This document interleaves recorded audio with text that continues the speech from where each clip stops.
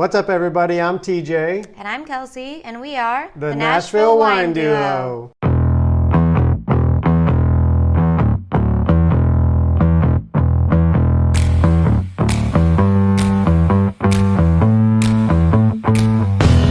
Sure.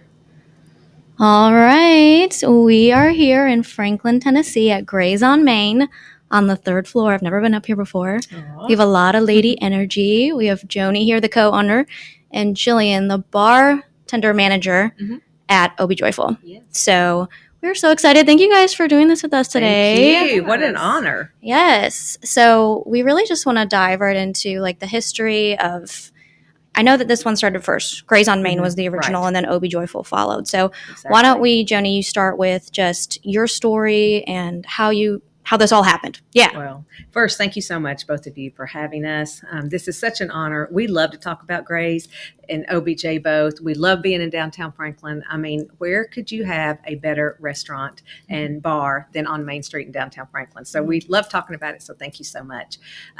This year is our 10-year anniversary at Gray's. So August 4th, we will have been open 10 years. Wow. Michael and I found this building about 12 years ago. The renovation took us about 18 months.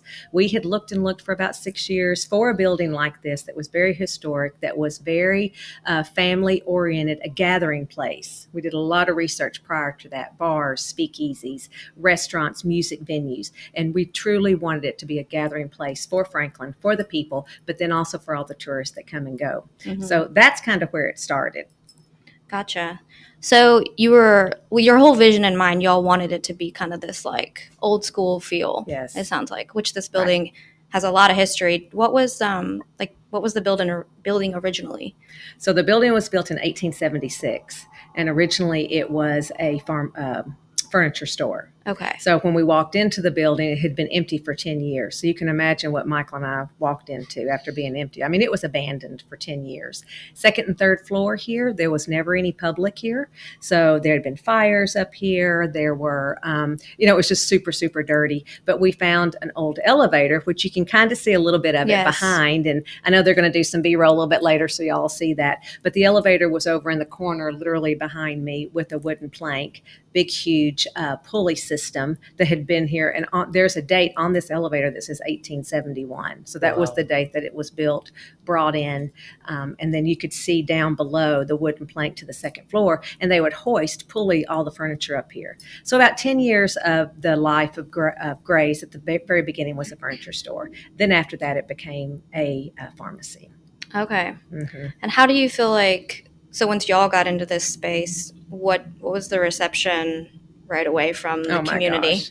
Well, so, we kept, we love a surprise, and we wanted to give back to the community. And so we kept paper on the windows forever. My husband, Michael, he's a Disney artist, and he's also an architect. So when you marry those two together, this is what you get. Yeah. So in this building, it is a eye candy. It is stimulus for everything that you can imagine that just makes architects and interior designers and all these people so excited to actually walk in. And that's what we wanted. We wanted you to feel like that you were going home, because this was a gathering place for all the Franklinites, but also as a tourist that you're somewhere, and the home folk that you're somewhere funky and edgy. So you're going to see a really nice mix of both things.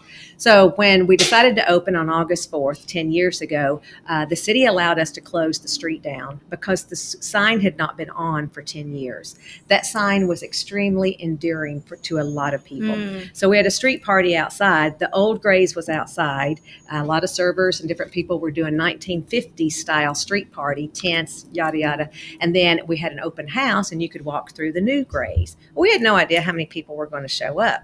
Over 4,000 people showed up. Oh my gosh. I mean, if you go to our website now, you can see some of those photos. It was crazy. It was so fun. I was a nervous wreck the entire time. And so then Michael and I, we hung out the window, and we did a countdown. So the entire 4,000 people counted down 10, 9, 8, 7, and then we turned on the light. It's like New Year's Eve. Oh my gosh. It was so like New Year's Eve. I would love to recreate that so bad. Awesome. Yeah. We had a stage out there. And when you're in it doing all of that, you enjoy it, but you don't appreciate it until it's all over. And then you think, oh my gosh, that was a moment in time, a piece of history. Yeah. One quick story, several people, very elderly. Of course, 4,000 people showed up, but police were everywhere. There was this old man that came up to the police and he said, I can't make it that far. He said, is there any way you can get me a little closer? I have to see that sign lit up one more time. Oh, And he was in his 90s. that makes me want to cry. I know. So sweet. I know. Isn't that crazy? Yes. So, yeah. So that was a Wow. really, really fun day.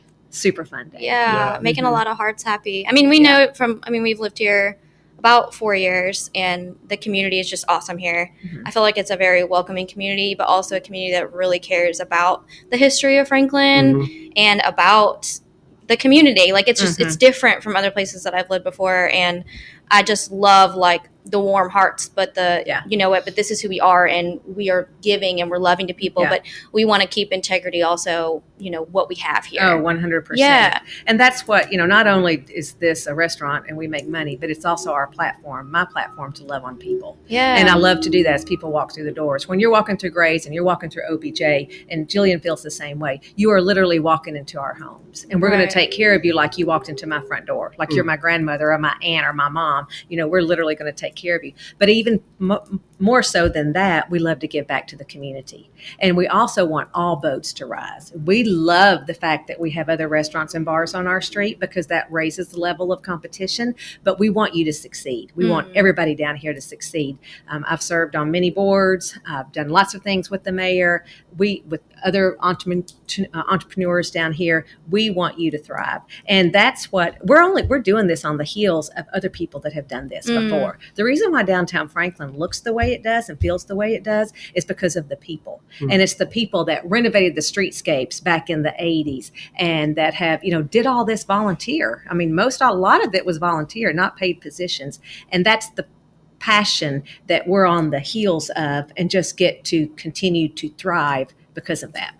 Very cool. That's awesome. Yeah. So how did Obi Joyful come into the mix? Like, what was your vision after opening Gray's, like doing Obi Joyful?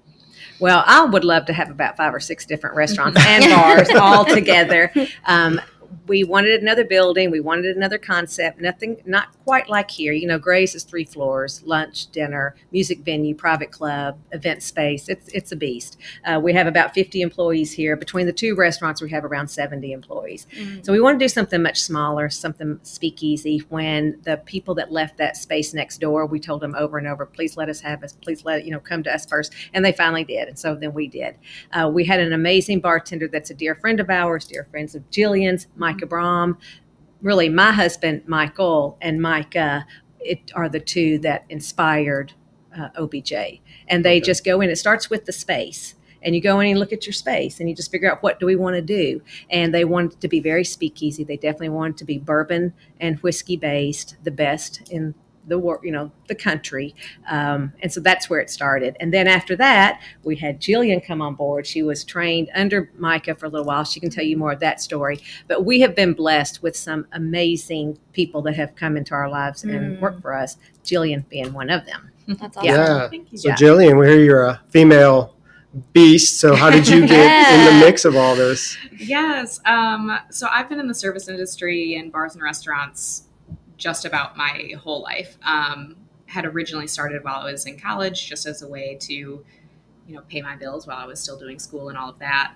But it's just something time and again I have kept coming back to. And so when my husband and I moved down here from Michigan, I was personally in a transitional spot again, where we came down for a job offer on his part. I left what I was doing in Michigan, and I was like, okay, well, I need to meet people, 1, and I need to make money, 2. Where do I do that? Back into bars. So at the time, I was originally working at a spot up in Nashville in the Gulch area, but we were living in Franklin. And so pretty much every week, Wednesday or Thursday evenings, my husband and I would go to OBJ. It's like, that was our bar spot. It was the first spot on Main Street we had ever walked into. The first time we visited, when he got the job offer, we meant to have dinner at Gray's. There was a long wait list. And we were like, well, we'll just get a drink next door, and ended up loving it there and just stayed. So when we finally moved down here, that was the first spot we went to. That became our regular spot. And, you know, other industry people can recognize industry people. And Micah very quickly was like, what do you do? He was like, we're clicking. I like this. What do you do? And after a few months, he just honestly offered. He was like, do you want a job here? And I was like, I would love a job here. That gives me chills. Yeah, it was just, we have since formed a really, really wonderful friendship. He was a huge mentor to me. I had kind of like beer tended in the past. I worked at Founders Brewing Company and got to do a lot of cool stuff there, but I had never worked with cocktails in the way that we do at OBJ. And he was like, oh, that's the easy part. He's like, no problem. He's like, what I need is somebody that knows people and knows how to work with people. And he was like, I see that. So that's what I need. I can teach you the cocktails. I can teach you how to make whatever you want. That's fine. And I was like, all right, great. So kind of a little bit of just, the rest is history type of thing. So what do you feel like has been like the most challenging aspect of the job? Good question. That is a great question. Ironically, it still also then goes back to the people, especially taking over. He knew starting OBJ with the Coles that for his part in it would always be short term. He wanted to help them get it going and then continue on with the rest of his life. He wanted to be a big part and then step away. So quickly after I got hired is when we had that conversation where he was like, I didn't just hire you to be a bartender. I want you to take over what I'm doing here. So when that transition eventually happened, I'd had my head kind of ready for it for a while, but I had never managed people. I was a dance teacher for a long time. I was a personal trainer for a while. I was used to managing people in that sense and having some sort of leadership, but it was a very different thing, especially with the dynamic at OBJ, where I'm not just a floor manager and then there's my bartenders. I bartend full time as well as running the bar and doing all the things. So these people that in most restaurant structures would just be my like subordinate, they are also my coworker. So we're friends. Right. You're not supposed to have your employees as like that close, but it is just by nature. It's like I work, side by side with them. We don't have a host. We don't have servers. We don't have a bar back. We have tried that a couple times and sometimes it works and sometimes it doesn't. But I mean, it's two of you behind the bar. That is the whole bar is just you two guest facing and managing everything. So, navigating that for when you do have to, of course, inevitably have more constructive conversations with people, but you also on both sides, you feel like you're on the same, you feel like coworkers. So it's hard when then I have to step up and be like, hey, but I'm also noticing these things. Right. Or this is also the feedback I'm getting. And it gets pretty intermingled. So it's tough conversations. Yeah. They're very tough conversations. Yes. That was one of the reasons why I wanted to bring her on, because what I've seen in Jillian is that she has a really good way of setting boundaries. And she's able to communicate those boundaries in a very constructive way. Also, compassion and grace and mercy comes through. But, we both live by a spirit of excellence and eye for detail. And that's across the board. That's if you're cleaning the bathroom. That's if you're, cleaning out a cooler. That's for ourselves as well. And I saw that. And so when you live like that, then you expect everybody else to live like that. You run a business like that. But her management skills and her entrepreneur thoughts of how she does things are over the top. I mean, I just get so excited. I love to come to her meetings when she does her meetings with her team, which she does regularly. She does outings regularly. She does all the things that builds her team up to be their very best, their absolute very best, sets them up for success, but then also can reprimand them and fire them. And she has friends of her, if you have to. Which was a first for her, but she is a sponge and just, everything soaks in and then she takes the good, the bad, however she wants to do her style and applies it. Well, you did a good segue because my question was, as the owner, how do you kind of give that authority and facilitate your vision and how you would see them running your baby and trust them with it? You know what I mean? Right. Well, and then you have Michael in the mix as well, which throws another little, wrench when you have co-owners that are married. Yeah. And that's not always, the best scenario, but that is what it is. And it is our baby. Over the years, we for the first 8 years, I managed and owned. Michael managed and owned. So we were like, Jillian, we were literally here pulling shifts. And you tend to micromanage a little bit more when you're here, and because you're actually working side by side with them. But now we've gotten so much better. Well, we don't micromanage. We want to give these responsibilities away. We trust them. It goes back to trust. It goes back to integrity. When I was interviewing every single person that walked through the doors, I would ask them 2 questions, or actually 3. What does it mean to have a servant's heart? What does that mean to you? A lot of people don't even know what that means. What does it mean to have a servant's heart? What does it mean to be a team player?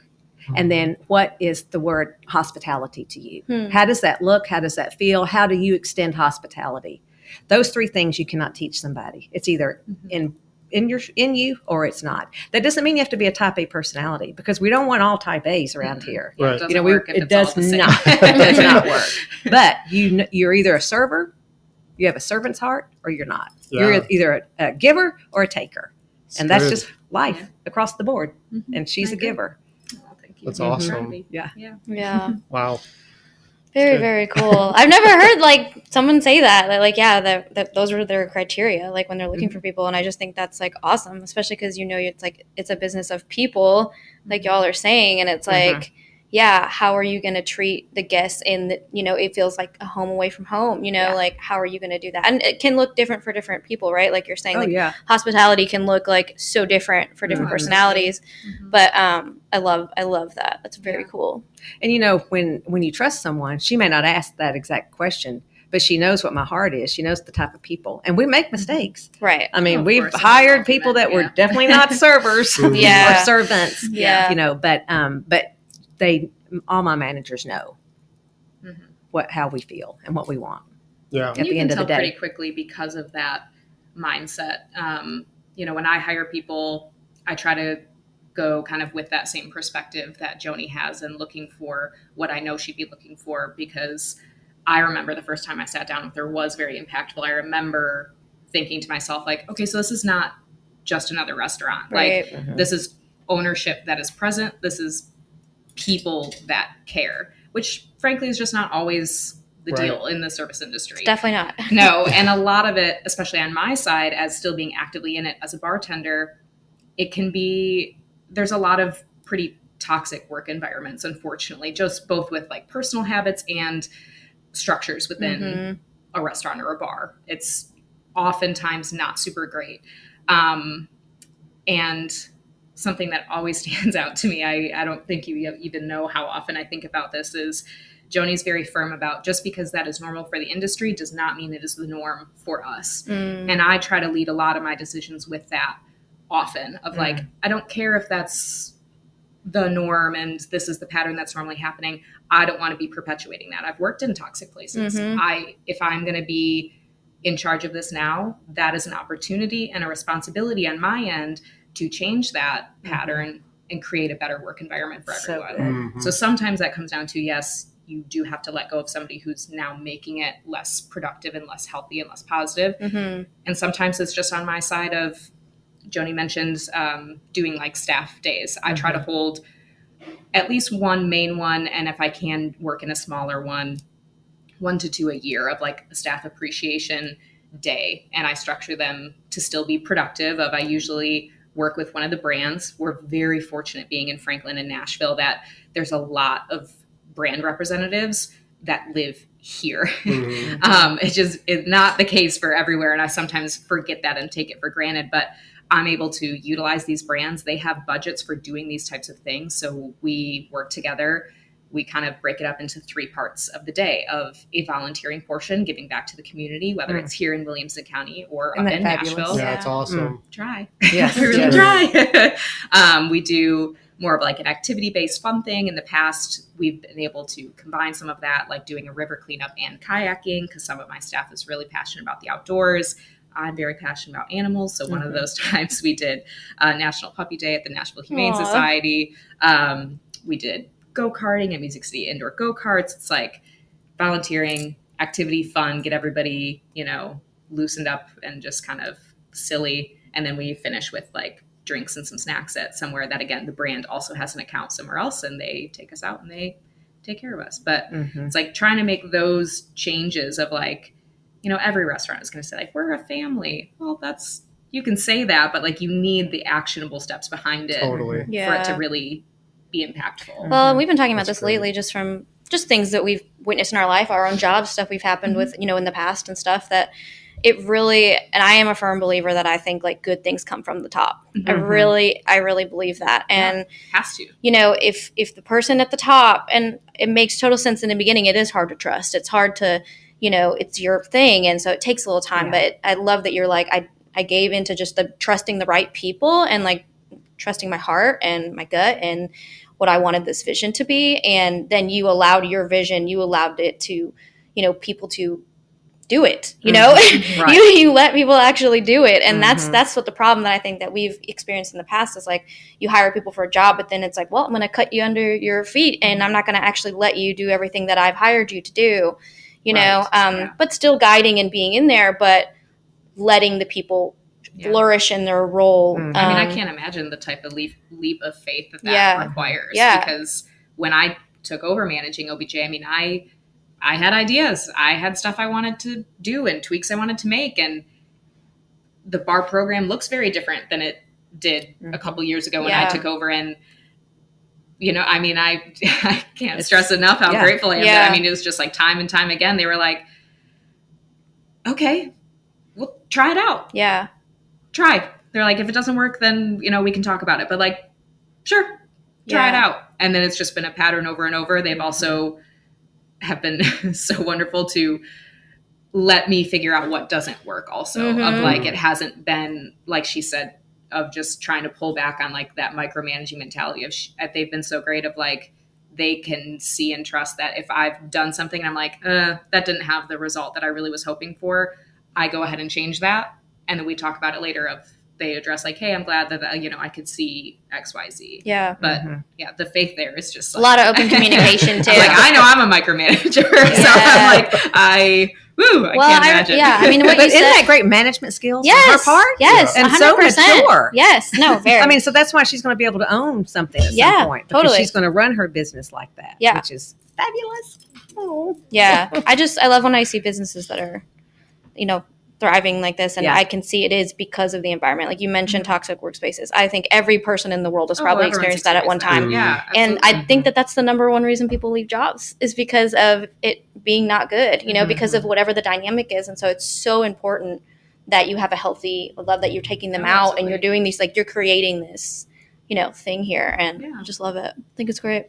Jillian, I have a question for you. What's the top thing in your mind that stands out from, a future owner that you've learned from Joni as far as a female owner? Yeah. Wow. Like what can you take away from like working under her and like watching her on a day-to-day basis? Yeah.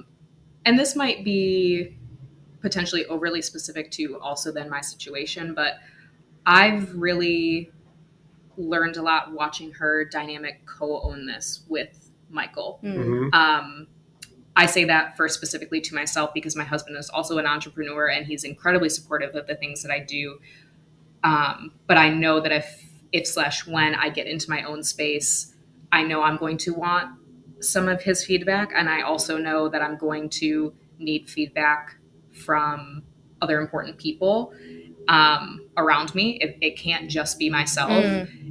And that, as she said, I mean, that's hard, especially if it's going to be yours and it's your baby, but then to, literally partner with somebody and you're not always going to agree, and figuring out which times you need to yield or they need to yield. It's been interesting and very enlightening to kind of watch some of that dynamic as it goes down and how some of those conversations go and how just sometimes it needs time and space and going back to things and just kind of, watching all of that dynamic, honestly. Because I think in the past, for myself, I've been a very aggressively independent person. But you put so much more of a limit on your success and your potential and your growth if it's so linear and one-sided in that way. Yeah. Very cool. Yeah, Love It's that. really good. Mm-hmm. So I did want to switch over and ask Joni just about some of the top items on the menu right now that people need to be trying. What are some things that you're really excited about? Well, I'm always excited about our cocktails and our wine. You know, with it being our 10-year anniversary, on our menu, we brought back some of our favorites from the past 10 years. And on the actual menu, the person that's created the cocktail is listed, like Micah Brom. He's got 2 on there. Kevin Dubinsky, who is our current bar manager, he's been with us for about 8 years in different capacities. He's got a couple. Kayla Ellis, which is another bar manager back in the day, and now she works for Empire, you know, which is another thing that we love. We love how we can speak into people's lives, and we give them we give them more tools in their toolbox when they move on somewhere else, but they're always part of our family, always part of our family. I mean, Kayla went to other restaurants and bars, but she'll always be part of our family and part of our story, part of our great story. The Anthem Spirit is one that John Yeager, who helped us start this business 10 years ago with his ideas and his thoughts, he created, and we've sold over 100,000 of those drinks. Isn't that crazy? Wow. That's yes, nuts. we've been written up in Garden and Gun. We've won lots of awards. It's you know, back in the day when these bricks were laid or built, brandy was the go-to spirit. So at the beginning, the first 7 or 8 years of Gray's life, we wanted a lot of brandy influence. We still do have a lot of brandy influence. So that is a brandy drink, and then made with some apricot magnolia bitters as well. So it's just a fabulous drink. If you haven't had it, you should get it. We also want to do some throwback to some of our great items that we've eaten or served in the past, over the past 10 years. So for the month of August, every day we're going to celebrate the 10 year for the entire month. A lot of different marketing, Instagram, lots of ideas, features that you're going to remember when you come in here, like the pear pizza, which was one of our favorites. That's one of Jillian's favorites, with gorgonzola and some great pear, great balsamic on some flatbread. That's amazing. But what a lot of people come in for is that upscale Southern food. That's what they want. Then they also like to have some weird things like duck or elk. We had elk for a hot minute. We had a duck pot pie. We always have a great fish. Our filet, we have Wagyu. They're always over the top delicious. But upscale Southern, shrimp and grits, fried chicken. You know, we marinate our fried chicken in milk overnight, and just, you know, all kinds of different things that we do just to make it super delicious. We also support local. So we get most all of our purveyors, our ingredients are from local people around. No, that's awesome. Yeah. Very cool. Yeah. Well, wow, this has been awesome. It's been awesome. Been yes, very enlightening. And where can people find you guys on Instagram? Social media. Tell us where they find you. Yeah. Okay, so for Gray's, we are on Facebook, Gray's on Main. Instagram, it's Gray's Franklin. And then OBJ is also OBJ Franklin. Yes. For Instagram. Jillian does my Instagram for OBJ, and it's just like over the Very top. good. It's beautiful. Yeah, Lots of stories. We have a wonderful right. girl, Buffy Beryl, who's with lovely Franklin. Yes. Yes. Shout out to Buffy. Buffy. We love Buffy. Yes. She does. She does a lot for Franklin. Yes, Yes, she she does. does. And She's she's huge. another strong female Exactly. entrepreneur. Yes. We love that. We love Buffy. Yes, we Well, do too. everybody, you need to come visit Grace on Main and Obi Joyful. You can't miss the big sign. It's right in the middle of Main Street. Yeah. It's great. Tell Jillian we sent you over. She'll make you a great cocktail. Yes, she Obi always Joyful. makes. She always Yes. makes us good cocktails. Yes, thank you, Joni. Thank you, Jillian. Thank you, Jillian. We appreciate Thank you you. guys. Yes. Thank you, guys. Cheers, y'all. Cheers. Cheers.